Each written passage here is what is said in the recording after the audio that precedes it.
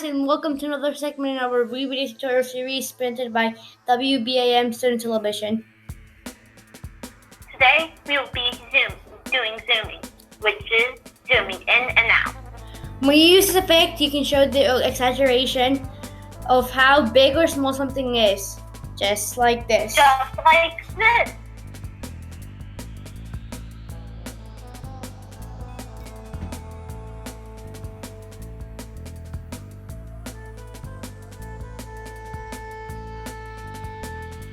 Today I will be showing you how to zoom in and out with WeVideo.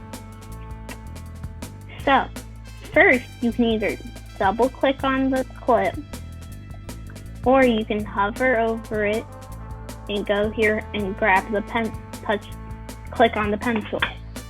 And then you will adjust the slider to either zoom in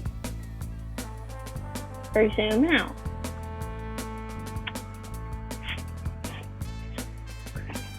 If you want to animate the zoom, you will press on the animation button up here, and then you select your start zoom, and then you can go and select your end zoom. And that is how you zoom in and out